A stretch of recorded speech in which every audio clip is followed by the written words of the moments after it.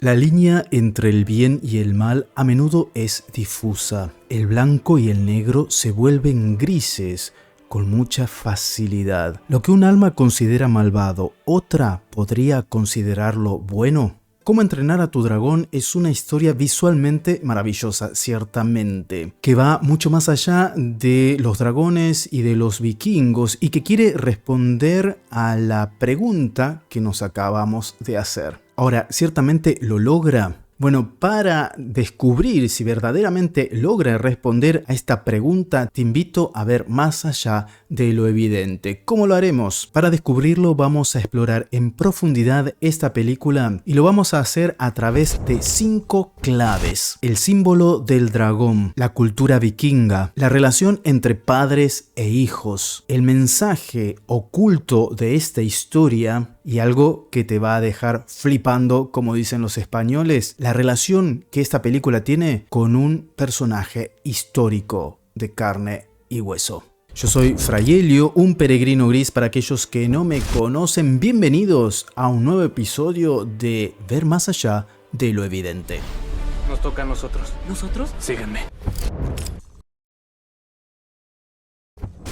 El dragón en muchas culturas antiguas representa el caos, el miedo, lo desconocido. En la mitología nórdica, los dragones son criaturas sombrías, destructoras, relacionados muchas veces con lo oscuro y malvado. Por ejemplo, Fafnir era un guerrero transformado en dragón por su avaricia. Es decir, que en este caso, la figura del dragón encarna la corrupción del alma por el deseo de poder. En este imaginario, ciertamente el dragón representa una amenaza externa, pero también interna. El ego, la codicia, la violencia ciega. Matar al dragón es entonces vencer esas fuerzas interiores que nos dominan o quieren dominar, esas fuerzas oscuras que habitan en el hombre. En la fe cristiana, especialmente en la Edad Media, el dragón adquirió también un fuerte simbolismo espiritual. San Jorge es representado matando al dragón como signo del triunfo del bien sobre el mal.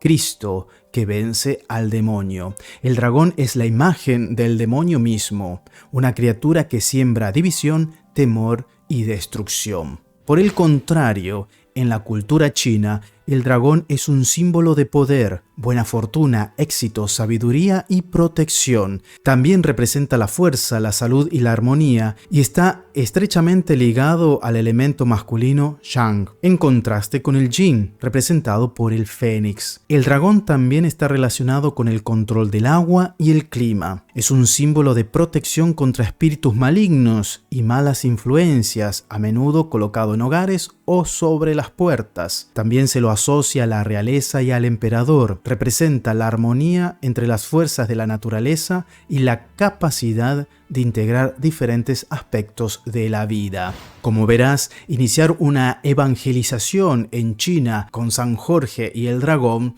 no sería muy conveniente que digamos. Como nos hemos preguntado al inicio de este video, ¿lo que un alma considera malvado, otra podría considerarlo bueno? Tal vez ellos no son tan malos como creemos. DreamWorks en el 2010 toma un elemento que para nosotros occidentales y sobre todo católicos es un símbolo del mal y ciertamente lo transforma en positivo. La pregunta que nos podemos hacer es, ¿DreamWorks está cometiendo el mismo error que comete Disney al romantizar lo malvado? Ya hemos hecho un video sobre este tema que te lo voy a dejar por aquí arriba. Ciertamente, para responder a esta pregunta tenemos que ver más allá de lo evidente. La propuesta de cómo entrenar a tu dragón es diferente. Según la película, el dragón no es malvado por esencia, es temido, atacado y por eso responde con violencia. Pero al acercarse con humildad, con curiosidad y compasión, el monstruo se convierte en amigo. Y ese cambio de perspectiva es profundamente cristiano. Cristo no vino a matar a nuestros enemigos, sino a enseñarnos a amarlos. Y eso nos lleva a los protagonistas de esta historia. Los vikingos de la película habitan en la isla de Berg, un pueblo donde matar dragones es lo que nos hace vikingos. Su cultura se basa en la fuerza, la tradición y la gloria del combate. Históricamente, los vikingos eran pueblos nórdicos del siglo VIII y del siglo XI, navegantes, exploradores y guerreros que dejaron una fuerte huella en Europa. Su religión pagana, su mitología rica y su valentía son admiradas, pero también fueron temidos por sus saqueos y violencia. En la película, esta cultura guerrera se ve desafiada por Hippo, el protagonista. Él no encaja, es débil, delgado, piensa demasiado y sin embargo es precisamente esa diferencia la que le permite ver lo que los demás no ven, que los dragones no son bestias a destruir, sino seres con emociones, dolor y dignidad. Él ve más allá de lo evidente. Hippo no rechaza su identidad vikinga, pero la transforma desde dentro. De la espada pasa al conocimiento, del miedo a la amistad. Él no renuncia a ser vikingo, pero redefine lo que eso significa.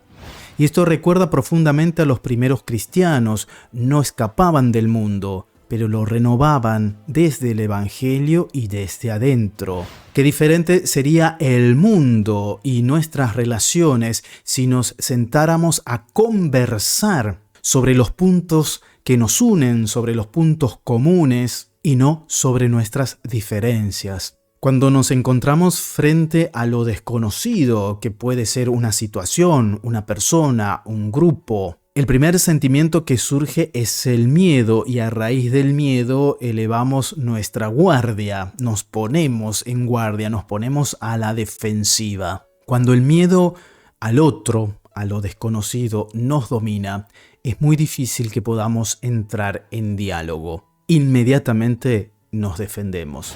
Uno de los núcleos más poderosos de la película es la relación entre Stoico el Vasto, el jefe del pueblo y padre de Hippo, su hijo. Stoico representa la tradición, la fuerza, la autoridad. Hippo, la debilidad, la innovación, el corazón que busca otra vía. Entre ellos hay un abismo, no se entienden, se decepcionan, se hieren. Stoico quiere que su hijo sea como él, pero Hippo no puede, no es que no quiere ser como su padre, es que no puede, no le da. Hippo quiere que su padre lo vea, pero Stoico no sabe cómo hacerlo. Te digo que hoy por hoy, esta representación entre Hippo y Stoico es mucho más común de lo que vos te podés imaginar. Sin embargo, lo maravilloso de esta historia es que no se queda en el conflicto. Poco a poco, Stoico comienza a cambiar al ver lo que su hijo ha hecho con los dragones, al ver que su camino, aunque diferente, también lleva a la salvación del pueblo. El padre se ablanda. Hippo, por su parte, crece en responsabilidad y valor. Lo que para él y para los otros era signo de debilidad, termina por ser su fortaleza. Es hermosa esa escena en que Hippo se encuentra con Astir y él se reprocha a sí mismo, sintiéndose frustrado, diciendo: en 300 años yo soy el primer vikingo que no quiso matar un dragón. A lo cual Astrid responde: por amor de... Fui un cobarde, fui un débil. No quise matar a un dragón. Acabas de decir no quise. ¿Eso qué importa? No quise. 300 años y soy el primer vikingo que no quiso matar a un dragón. Pero el primero en montar uno. La reconciliación entre padre e hijo es un acto de humildad mutua y eso es profundamente evangélico. Jesús nos enseñó que el reino de los cielos pertenece a los pequeños, a los que no encajan, a los mansos.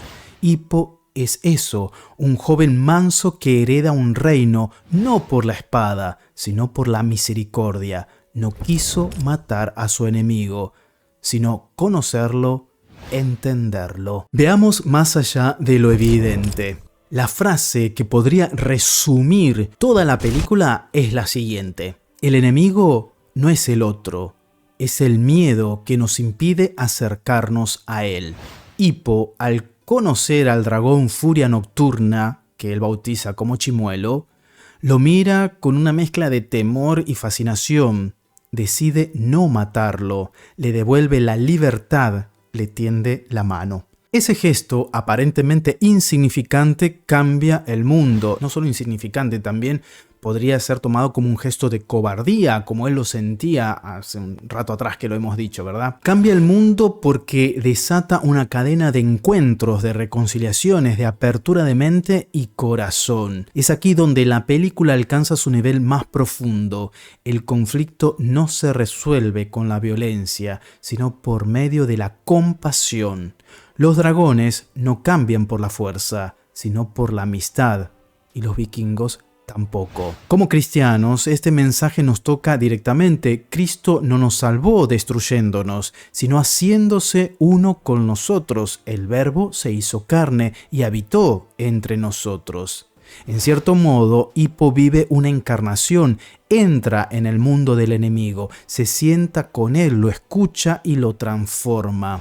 La cruz de Cristo no fue un castigo, sino un puente. Hippo construye ese puente sobre el abismo del odio y al final vikingos y dragones terminan conviviendo juntos. Y esto nos da pie para abordar la última clave. Ahora llegamos a la conexión más esperada o inesperada, mejor dicho, con un personaje histórico de carne y hueso. En el siglo XIII, en la ciudad de Gubbio, vivía un lobo feroz que aterrorizaba a los habitantes. Nadie se atrevía a enfrentarlo, hasta que llegó un hombre del todo diferente, pequeño, flacucho, al cual lo denominaban el loco de Asís. San Francisco no fue con armas ni con gritos. Se acercó al lobo, hizo la señal de la cruz y le habló con dulzura. Le pidió que dejara de atacar a las personas y prometió que, a cambio, el pueblo lo alimentaría y lo respetaría.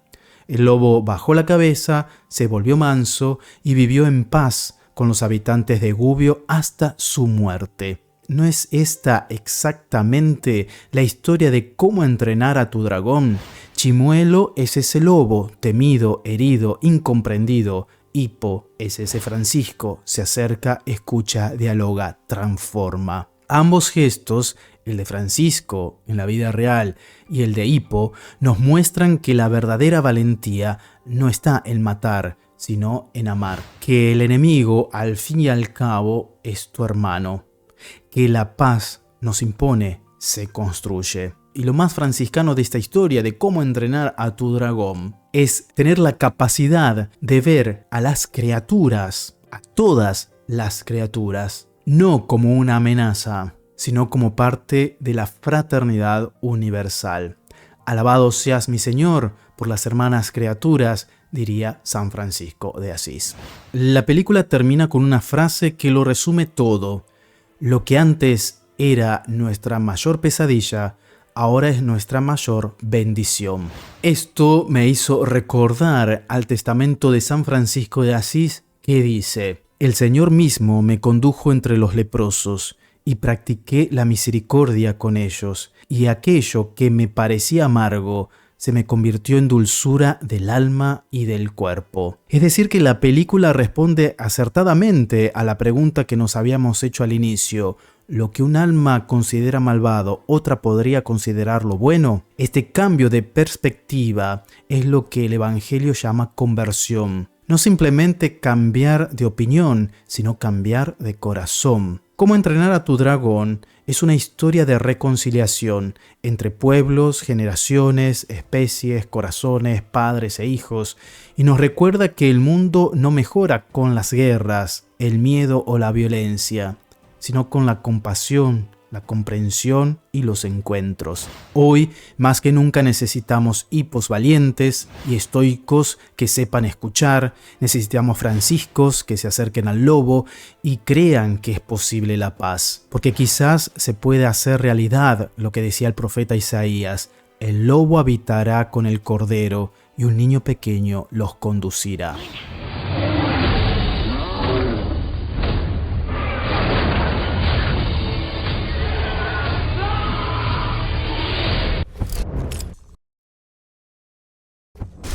Gracias por acompañarme hasta el final de esta reflexión. Si crees que este video imparte valor y conocimiento, te invito a que lo compartas con tus amigos y, por qué no, también con tus enemigos. Regálanos un like y suscríbete al canal para seguir recibiendo este contenido que conecta cine, fe y el alma humana. Y acordate que para cambiar el mundo, para cambiar tu mundo, tu realidad, muchas veces solo hace falta que tiendas la mano a tu dragón interior.